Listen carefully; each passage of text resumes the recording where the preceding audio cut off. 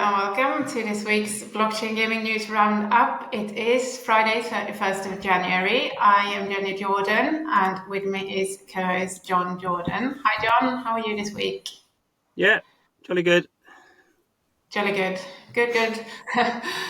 Right, so we got quite a lot of news in terms of AI agents and other AI integrations in Web3 gaming this week. So let's just start right off with Faraway, which unveiled their AI platform Rift and also its underlying Rift token, which was airdropped to a few community members. I think it was holders of F-chain tokens, F tokens and HVMTL NFTs, if I'm right. Might have been some more groups in there too. Anyway, so it did actually upset some. It still amazes me that people get upset when they get airdropped something for free because they didn't get enough for free. I mean, it's just ridiculous. Anyway, the main point is that with this Rift platform, people will be able to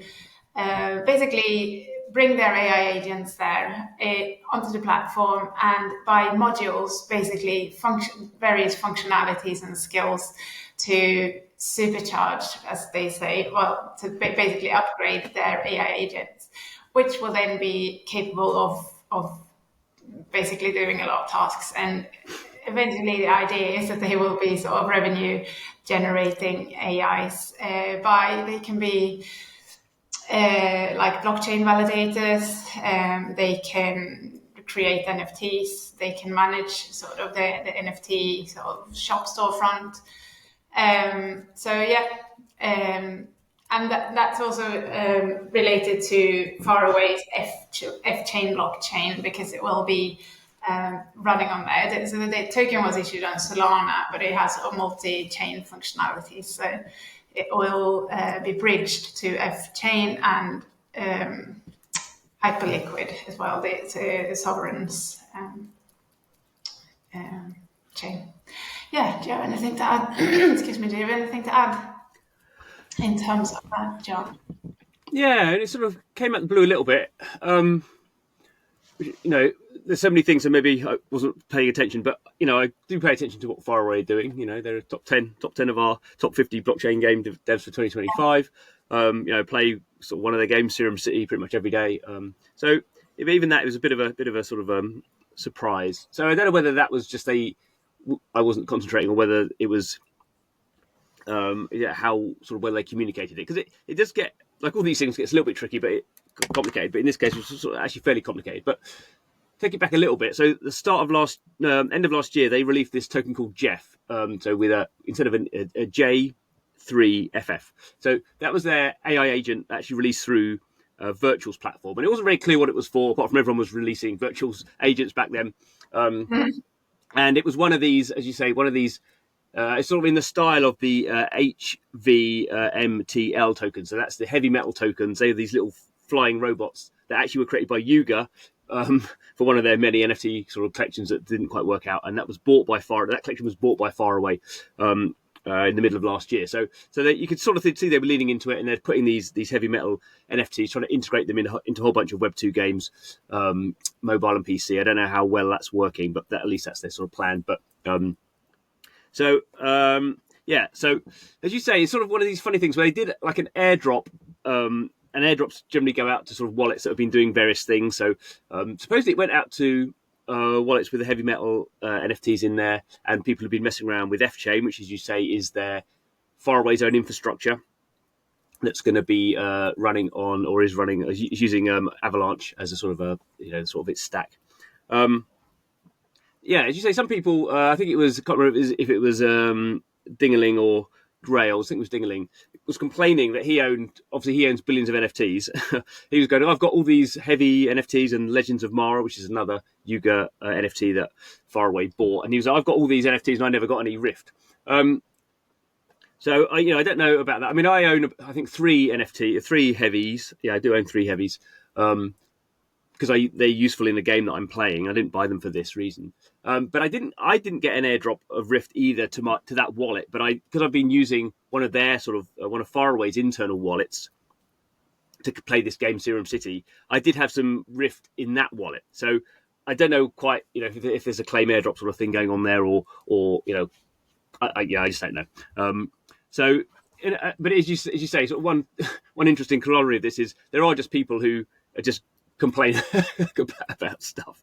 And I don't think this would happen, but it wouldn't surprise me if some people just say we don't want Dingaling to get any tokens because he or she, assume it's a he, is very outspoken and a bit of a prat sometimes, and these people if they get a lot of assets, they can just dump them, So maybe, I don't know. I've made that up, sort of thing. But I think maybe we move away from this situation where just everyone who gets these things gets wallets. It also depends sort of if they did like a timestamp sort of to see when people own these tokens. I mean, he would have owned these tokens before, I imagine. But anyway, I mean, the weird thing is this Rift token. So Rift in itself as a platform is quite interesting, I think. Whether they needed a token or not, I'm going through a bit of an anti-token sort of thing at the moment that you actually need. Just pause you there, John, and say that the Rift token is obviously the native token of the Rift platform, so it will be used. It does have utility as it will be paired with, and so like third-party developers will be able to also release these modules on the Rift platform, and they can then charge in USDC or in their kind of their own token, whichever, but that will then be paired with Rift, and Rift will also be used for all transactions going on the platform. So it does have that sort of a function within there, and will, it's more than sort of just a meme coin airdrop sort of thing. But as we all know, the amount of volume required for the utility that platform will be dwarfed by the speculation on it. So, that's why, I mean, you can build these economies, all these game economies have utility. I mean, the token has some use, but just the percentage of volume driven by the use is just, less than 5% in most cases. So I don't think in this case, obviously if I was them, I would probably have done a token, but, it maybe have problems from down the line. But as you say, the Rift platform itself as a tech is quite interesting, I think. So the point of that is you'll be able to I don't think it's quite live yet, but you can make there's lots of platforms now, little launchpads where you can create these AI agents, which is basically sort of wrapping an LMM and then you putting a graphic on it and giving it a name and creating a token on the back of it and then sort of shilling it. So that's sort of where we're at the moment, and you can connect them with through the virtual platform, which is the main one people are using. You can connect it to Twitter, so you see a lot of these automated Twitter AI bots, and that's sort of kind of fun, but no more than that. So Faraway is just like, let's give these things more functionality. So basically, as far as they've explained it, you take your agent, could be virtuals, could be some other launchpad, and you basically put it into the Rift platform, and then there'll be these components that are designed to be added on to these other to these AI agents to give them extra functionality. They call them modules. They'll be doing a whole bunch. So one of them will be that every agent will get its own treasury wallet on the that would run on the I guess the F chain, I suppose, or Solana or whatever they're supporting. And they need that because you will need to pay in the sense that if you're using these modules to your AI agents, they'll charge you, I think the example they said like $30 a month or something to use this, the whatever module it was, I can't remember. But then the point is you have a marketplace where developers can create modules and charge, for them. And so these AI agents will have more functionality. You'll be able to add functionality all the time. You'll have to pay for it, but that sort of, will allow these developers to, make money. And I guess, obviously we have to see quite what functionality is added to see, does this thing work? But obviously, the next step for all these AI agents that are all out there is they are a bit dull. So, what other things can we add to it? As you say, one of the key things, obviously, that Faraway is doing is they want these AI agents to become node validators for its F chain. And in fact, Jeff, the one I was talking about that they launched, when they promoted it, they were sort of saying the first AI agent to be a blockchain validator. So that was they were highlighting that they were going to bring that functionality to everyone. So that's interesting. As you say, Faraway has this kind of quite interesting. They've had this interesting sort of shopfront platform where you can create. They sort of are NFTs, but they don't have to be NFTs, I don't think. So there's been that sort of aspect where there's a whole bunch of games that they're operating that will sort of plug into this platform, so you'll be able to create sort of UGC type sort of situation. And I'm sure there'll be lots of other things as well. But it also plays into this other thing we have mentioned, I think, last week and in previous weeks, where people are now trying to move these AI agents to be agents that earn value for you. So within that ecosystem. So, there's the alpha goats that Mighty Bear Games is doing, that they're going to earn this GG token. I mean, again, is it a zero-sum game? Quite how you creating money from nowhere. But AI agents will do things, and these platforms are being designed now that AI agents can do useful work. I mean, being a validator is useful work. Obviously, you have to pay money up front to set up a validation system or stake tokens or something like that. So we'll see how these things play out. And I guess when it gets interesting, I mean, for the alpha goats, those are wagering games. So at the moment, me and you would play each other, and we'd put money into the pot, and then someone would win the pot and someone would lose. So that sort of wagering thing, you can see how that would work. Be harder in sort of open economies, but that's clearly where everyone's going to be going. So people would have all these AI agents, and it's sort of, just thinking in my head now, it sort of becomes a bit like proof of work. Like previously, you were having to, if you were mining Bitcoin, you had to have all these big computers, and occasionally, everyone was sort of competing for the big prize, and someone would win a Bitcoin, and then you'd go to the next cycle. I mean, you're not validating proof of work blockchains, but you can imagine everyone having loads of agents, and most of the time, they're not winning you very much. You're probably having to put a bit of money in to keep them going every month, to use these modules every month. But once in a while, you'll sort of win a tournament. It's little lottery tickets almost. So maybe that's not so interesting in the long run. But I guess it's interesting to see how it plays out. And the Faraway team are a really good team. So they're very experienced game dev people, 20 years in games, made big mobile games. Very early into blockchain as well. So they're sort of they're up there, one of the sort of top tier teams. And it's interesting that I'm sure there's been lots of other things to be talked about when it comes to AI agents and platforms and stuff. So it's not like they're the only ones doing this thing. They're so clever. It's a logical sort of step.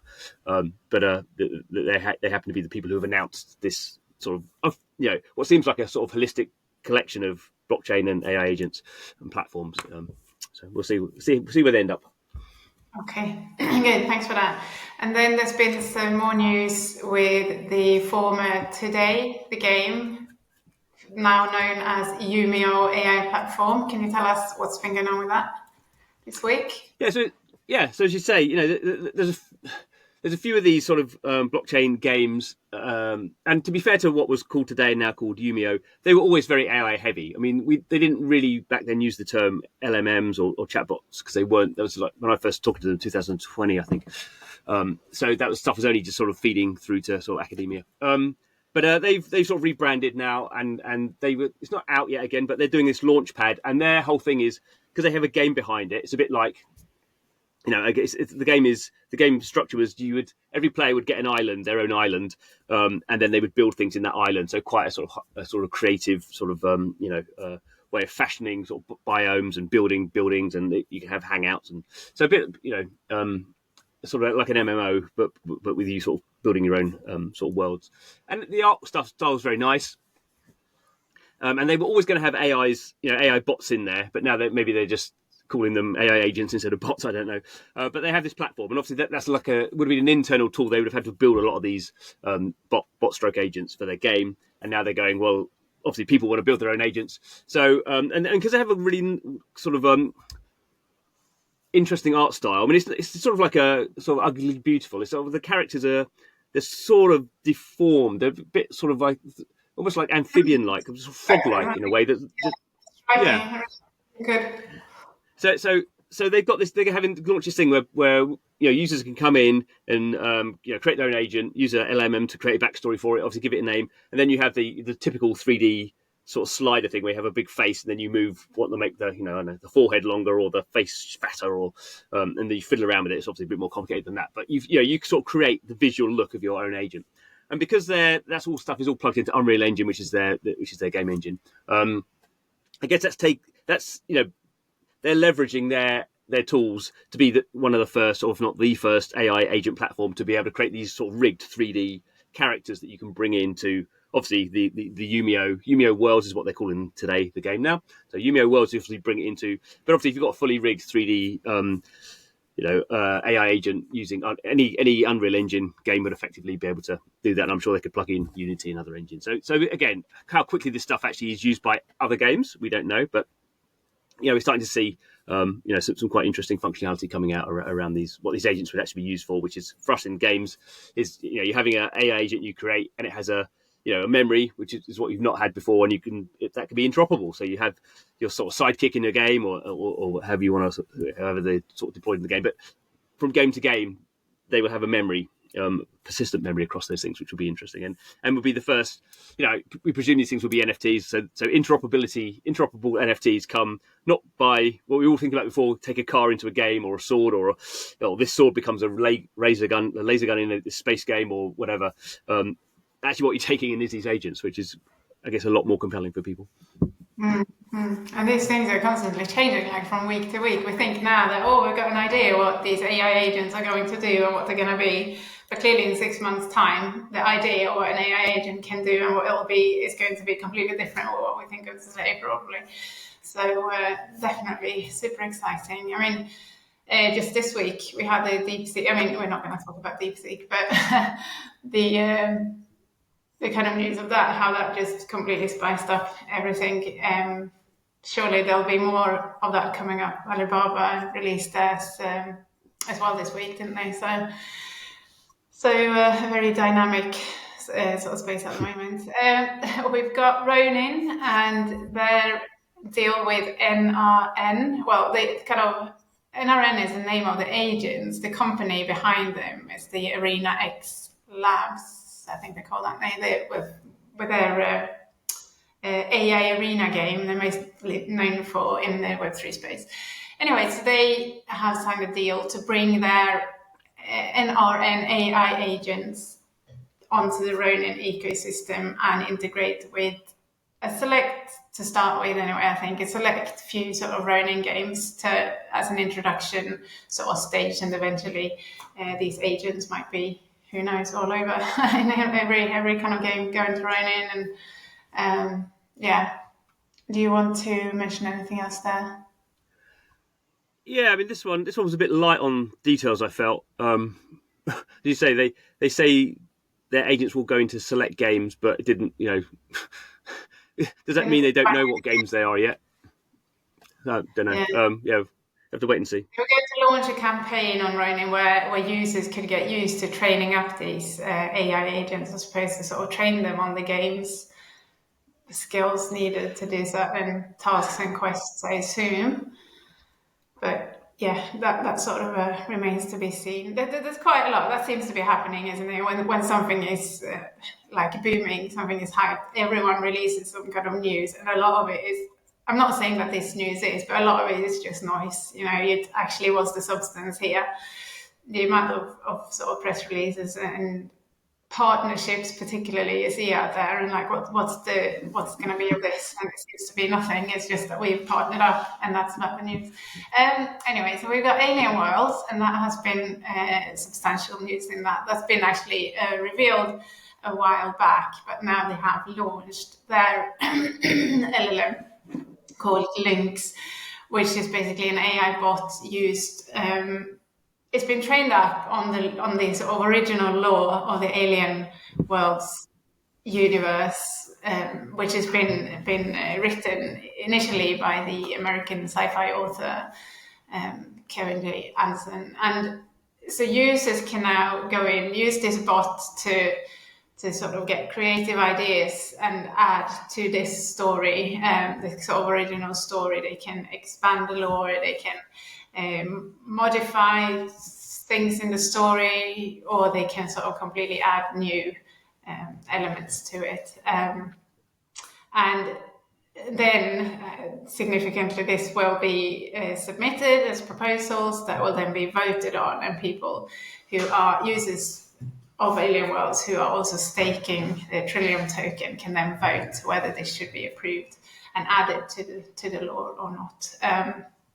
Do you have anything to add there? Yeah, I mean, this is sort of interesting in the sense that it's not some all singing, all dancing application of AI that may or may not work. This is a very specific application of AI into a project that we don't talk about very much anymore. But it's obviously sort of smaller than it was. But it's the background of Docomo, the developer, is very much around DAOs. So they were doing like a DAO-based sort of software for EOS actually back in the day, which is why the Alien Worlds is still based on the Wax blockchain, which was based on EOS. So they have a very, I would say, sort of, I think they can rightly say they have a good community, not a large one, but they've been running these planets as DAOs for a while, so that these planets have their own treasuries, and they can use those in various ways. And that's all voted upon. So if you're you could be in lots of planets, I suppose, but you would generally choose one planet and have all your sort of concentrate all your voting power. You stake your Trillium to get voting power in these planets, and you vote on, should we spend $1,000 to do a, I don't know, advertising campaign to get more users in our game, or more users in our planet or something. And in this case, the Como has done a big push really over the last year about lore.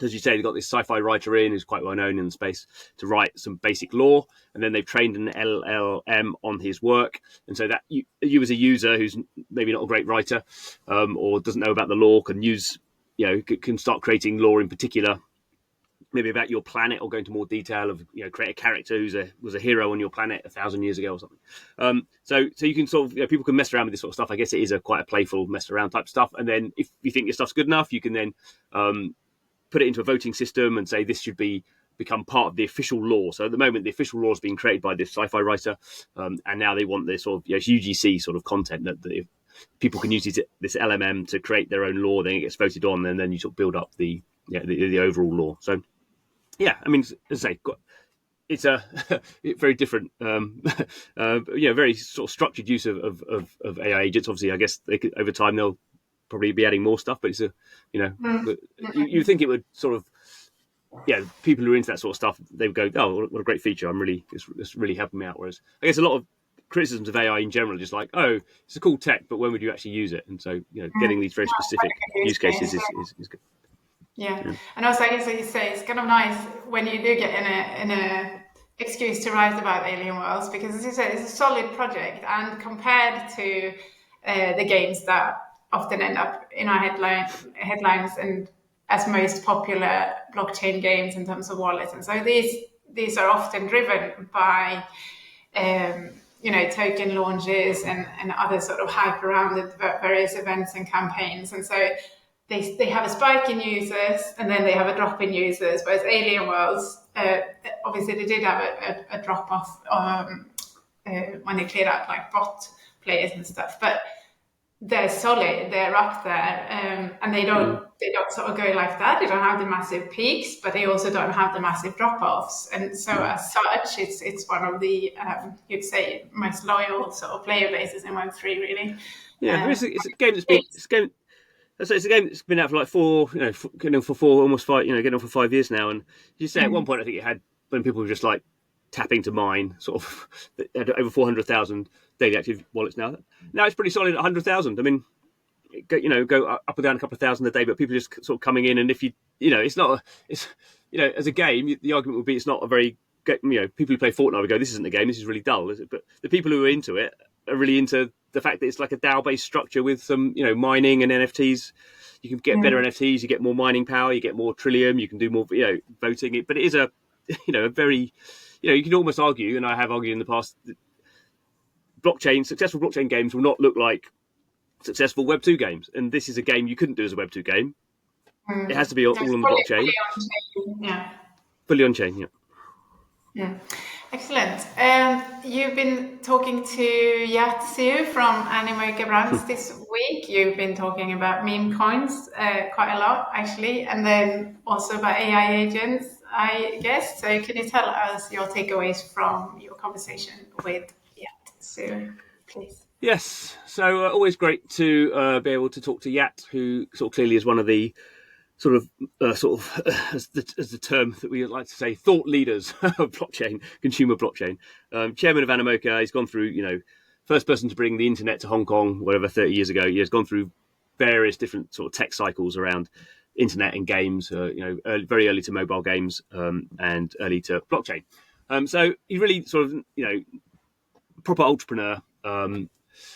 and I always kind of think, the problem when I do podcasts with him is he sort of often you do a podcast with someone and you ask a question, you sort of know what their answer is going to be. So, and then you sort of go through this sort of, you're almost like dancing, but you know what the moves are going to be, and, whatever. With Yat sort of often comes up with things, and you're sort of trying to think, trying to understand this complicated thing he's saying in answer to your question.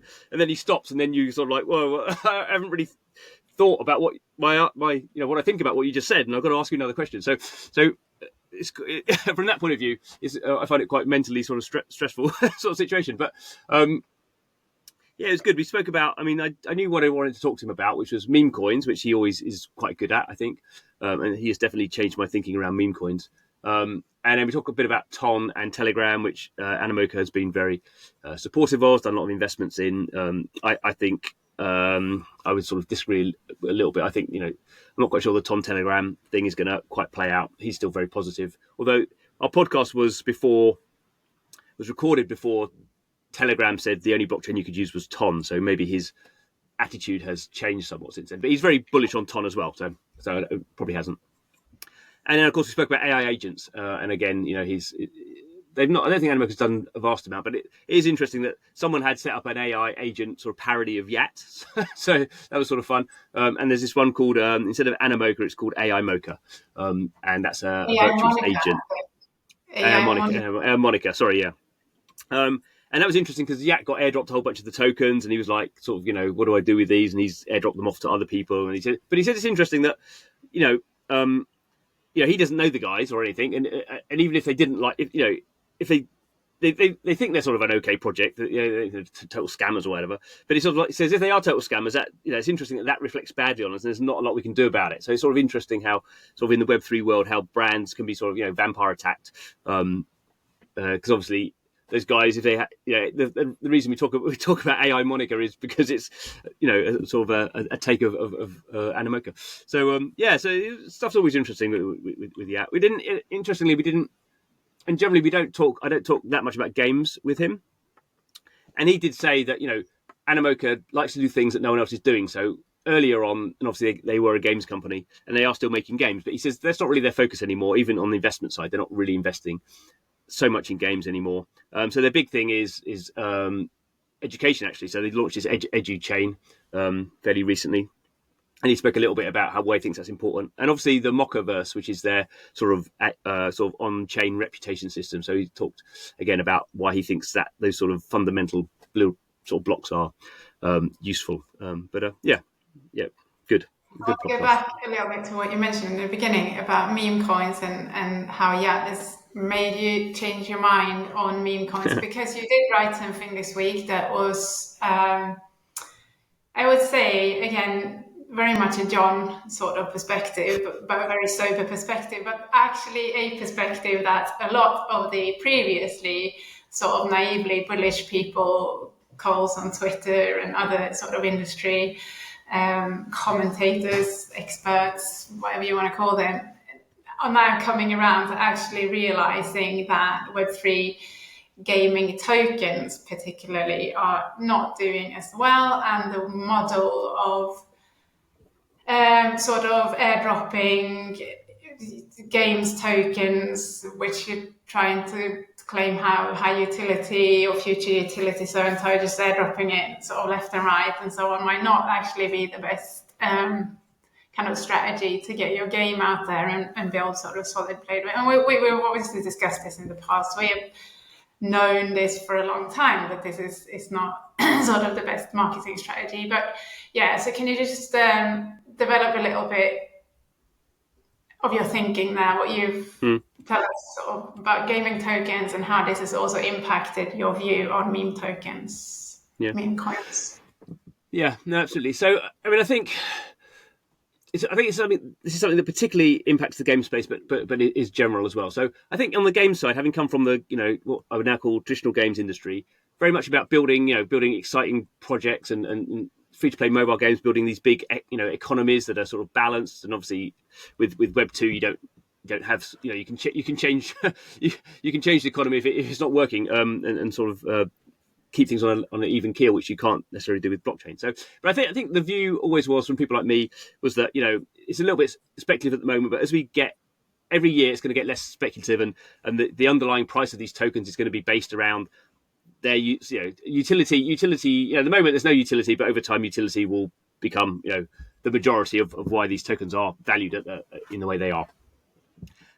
And there's, I think, that I don't think that narrative has totally gone away, but I think, that narrative is, I think at the moment you would have to say the value of any cryptocurrency, not just a game token, but particularly any game token is 95 to 99 to 100% driven by speculation. Just if you think about a game economy, because games are just not big enough. I think if you have games with tens of millions of players, then obviously they're having a token, they're using it in some way, they're staking it, or they're spending it in the game, and that's going to drive a certain amount of volume of use of that token, and that's going to be we could say maybe the utility volume of that token is I don't know $100 million a year or something. But at the moment, even if that was the case in the future, there's the speculative volume that can come in and out of a game. I mean, Axie Infinity was the sort of prime example, is billions of dollars. Because people who are never going to play the game are just like, what's the next thing I want to ape into? And it's gone up 100% and I'm going to sell it off, sort of thing. And so that's over time for me, that's become a more of a sort of concern that for the next 5 to 10 years, speculation is always part of blockchain, but blockchain games, it really can mess things up. And no economy, you can't design an economy to deal with those. At the moment, we're just starting to get the tools where you can deal with that. Maybe I'll talk about, but it's, at the moment, all the blockchain gaming tokens out there, effectively, you should think of them as meme coins. So they may be meme coins that you like because you like the developer, and the developer's done cool stuff in the past, and you like the game. But it's a speculative meme that you like them, and I mean, I've never been a big one on like investing in game tokens, but you should, my view is I buy tokens for games that I like playing. There's a whole bunch of games I play pretty much every day, and I've bought tokens in those games. But over the last year or so, my sort of view has become, though, even though those should not be seen as investments, those should be seen as money for that game. And really, I think we're moving to the level where the games that do well are ones where the token has no value apart from its transactional value on the day you want to use it. So, I guess a prime example would be sort of Smooth Love Potion from Axie, which they always called a utility token, and the price just keeps going down. I mean, it is not quite, it's deflationary now, but there's basically, the point is you earn that token and then you spent it leveling up stuff, leveling up your parts of your Axies. And you wouldn't go, I'll buy $1 million of SPL, of SLP to keep it because it's going to go up in value. It's like, I need $10 now to level up my Axie. Yeah, so you it's sort of, you don't care about the long-term price. You just, I want to buy $10 now, and whether that's 1,000 of those tokens or 1 million of those tokens, I don't care. I want $10. So I think that's sort of where we're going, and partly this is because I think there has been a decoupling, clearly. Blame it all on Trump, but since Trump got in, Bitcoin has just gone through the roof. All this talk of obviously we've had sort of MicroStrategy buying a lot of Bitcoin, and then ETFs, and then Trump talking about American Bitcoin or strategic reserves of Bitcoin, and you can see on graphs that if you graph the value of Bitcoin versus the value of all other crypto, it's roughly, it moves. It's cyclical until November 2024, where Bitcoin just goes up massively, as we know, and all other crypto basically just sort of stays where it is. Obviously, some things, Ripple and Solana, have done well, but anything smaller has basically not done well, and gaming tokens have none of them have done well over the last year, really. Certainly the big ones, and we could end up with a situation, which is one of my interests into this point thing was, at the moment we have 3 blockchain game tokens in the top 100 crypto. So we have Immutables token, Gala's token, and Sand token.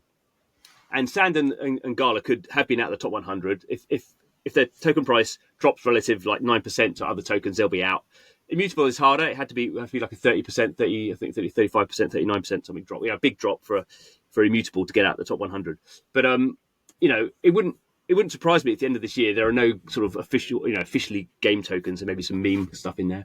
But and that would just be, that's never happened before. There's always been some game tokens in there. Games have been seen as onboarding the next billion people to blockchain, or whatever term people want to use. But that's kind of funny that you would say the immutable token is probably, out of gaming tokens, you'd say that's as close to a meme token as you can get, because it's not really got any utility yet. I'm not sure they'll be happy that I say that, but I mean, compared to other game tokens that you actually need in the game for transaction or whatnot, IMX, people have only really seen as an investment token up till now, haven't they? So if you're talking of meme coins, that would sort of be more, and maybe that's why it's doing well. Who knows? Well, I would say, yeah. I mean, I would say I mean, maybe I'll, in my head now, everything is basically, a meme coin. And the meme for IMX is we're the biggest game. We've always been the biggest game token since Axie came down, and we've got 500 games. I mean, their meme, and they're very good at it in terms of their marketing. We are the biggest blockchain sort of game token because we signed up 500 games. Whereas, all last year, Ronin was saying we're the gaming chain. We've got all these games with loads of on-chain activity. That's where you want to come to play games. There was no games on Immutable last year, really. There are now some, but all the Ronin token prices, the Ronin token, the Axie price, all went down. So if you just look at them from a memetic point of view, Immutable's banging on about their 500 games was the one that worked. I mean, the price did go down, but it went down less than Ronin going on, come and play all these great games. No one did. So, Mm-hmm. Anyways, move on. That's it, I think, in terms of AI and meme coins and that. Let's talk a little bit about the Sandbox, and it's opened a new office in Romania. I don't know what they're up to now. You probably know better how many offices they've actually got around the world. And they acquired an already sort of established game team in Romania, didn't they? Yeah, so it's this team called QED, been around for about 6 years. They've been working with Sandbox for the last 2 years as a sort of partnership development studio. Really good on blockchain, Ethereum-based stuff. That was sort of where they made their mark. They're not massive studio, 17 people. They become the Sandbox's 13th office location, so that is quite a lot. So other locations they have, I mean, some not all dev studios. The biggest dev studio I think is still Buenos Aires in Argentina. They have head office in Paris, one in Los Angeles, Seoul as well, Hong Kong. I think those would be mainly sort of biz dev sort of offices. But I mean, just sort of, I don't know how many staff they have the Sandbox now, but I imagine it's into the many hundreds. So it is, a sizable sort of company. And obviously spoke to Sebastian last month, and he gave some plans about what's happening this year. But obviously, they need a lot of people working on that project. It's a big project, and they just do a lot of brand work. And the brands go, here's our brands, and the Sandbox have to have the dev teams to build out experiences to use those brands. So that's their model. Yeah, good. And the original co-founder and CEO of Shrapnel Studio Neon Machine, Mark Long, has been announced to move to Unioverse and become their new CEO. Well, I think the company is actually called Youmio, and the project is called Unioverse. It's the other way around. No, the company was called Revolving Games, and they renamed it. But yeah, Unioverse is the platform. Oh, okay. Yeah, and lastly, let's talk about Fableborne. I know this is going to be probably a little bit of a rant, but I think it's a bit of an important rant. So, as we have discussed this before as well, the sort of what would you call it? Yeah, it's a marketing strategy again, but this is not a very. I mean, this is a bit naughty, really, in terms of Web3 being all about building trust and transparency and sort of wanting to kind of promote those values. So what Fableborne has done this week was to announce that they have raised, is it 12.4 million or 12.7? 12 million in total funding. But this was not made very clear unless you went and read the sort of official Medium post announcement on Twitter and in other places. They basically said 12.4 million raised. Now, out of that, we don't really know how much they raised in this latest fund. found in this latest round, because they didn't reveal that. They just said strategic funding. And so you kind of did some calculations, and it landed around 4 million, perhaps. I think 4.5 or something like that. Yeah. But they've gotten most big sort of media outlets to write it up as if they have received new funding. In the latest round, they raised 12.4 million, which is clearly not true. And this is not the first time it's happening. I wouldn't say loads, but definitely a handful, as we know of, 2 handfuls even. Studios have done this in the past. And why is this a problem? Yeah. So as you say, we have seen this in the past, where people do some new funding. It's not as much as their previous round, because funding's harder these days. So they basically just go, they don't say this. They don't say this is our cumulative funding. Sometimes they say this is our lifetime funding.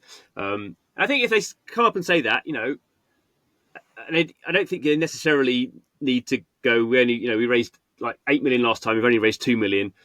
Instead, we'll just say our total funding is now $10 million, and these are the people who participated in this round. I don't think if you place it in those terms, but don't just say we raised 2 million, you sort of whatever the word is, obfuscate it a little bit.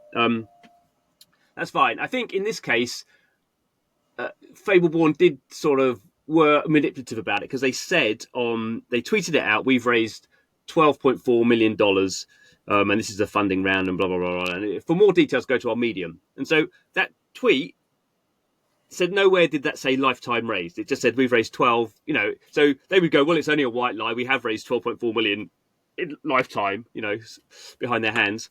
But if you went through to the Medium, it did say it, it was more obvious there, but still could have been made a little bit more obvious. I mean, I just don't know. They raised 4.5 million. I mean, that's a good chunk. I mean, maybe the other thing could have been maybe they raised a bit more sort of last year and didn't want to say that, because it's only a couple of million to keep them going. They are a game that has really caught the imagination now, because they've gone to Ronin and they're launching their token, and they're really sort of gearing up for that. But they have strong momentum. I think that means you can be more honest about stuff, not to be less honest about stuff. So I don't really care about Fableborne is. I think they're a solid team. It's not a game personally that I enjoy very much. I've played it. Pixion is the team. You say Pixion Games. Pixion, and they're an experienced team. They know what they're doing. They've worked hard. They've been good at raising, and they've made the move to Ronin from Avalanche at the right time. So kudos to them for the business management side has been good. So in that context, I don't think they're not like an underhand team. They're not a rug or something. But so maybe they get a little sort of black mark for not being clear on Twitter, and they would just say maybe it's rushed or something. I don't know. But then the other thing that's sort of annoying is that, as you say, all the media, apart from us, which aren't we great sort of thing, but all the media just looks at the Twitter, or probably the first wave of media looks at the Twitter, and then everyone else, all the media just copies the other wave of media sort of thing. And no one clicks through to the Medium to see. And it's just, I don't want to sort of overly rant on this sort of stuff, but it sort of, as you said, the whole point of blockchain to a degree is transparency and openness, and, do your own research, and, not your keys, not your crypto. All this sort of stuff is being, sort of self-reliant and checking stuff and double checking stuff, and it's just lazy, and I don't think anyone comes out of it well. And I guess particularly because I think because I've been going through this sort of people who launch tokens, I think we've just seen so many tokens launch, and they do sort of pre-sales, and then the token price just sort of collapses again. So I just kind of think, because this is all about their power token, we don't know how that's coming out, to be fair to them. So maybe there's some cool complicated thing that they're doing that will get around that. But it also wasn't clear whether it's through a token pre-sale raise, or there weren't many details really around how this strategic funding had been, around it was. And it just looks bad. I mean, they're probably happy because they ended up in the headlines with these big headlines. But funnily, we raised about something from Pixion in the past, a minor detail you had gotten. They were annoyed about a little detail getting wrong, and they contacted you, but I'm pretty sure they haven't contacted every single media that wrote up 12.4 million raised in the headlines, despite that being wrong. So they're not straight out lying, obviously, but they're also not open with the truth. They're not honest with giving the whole picture. And that looks bad in terms of marketing, because it makes you feel as though, have you not got a strong enough product in itself that you don't have to make this up, in terms of... Well, I guess it's either that they have a weak social media team who just don't understand themselves, or they've actually tried to be manipulative. I mean, I don't know, sort of which one it is. And I understand the temptation. I mean, I know there's other teams I've sort of worked with who have done similar things. Not that I've had access to tell them not to do that, but so I say it's not just them, but it's not a trend that I want to see creeping into sort of crypto. Mm-hmm. Good. On that note, I think we'll finish off today. But thank you very much for listening, and we'll see you all next week. Bye bye.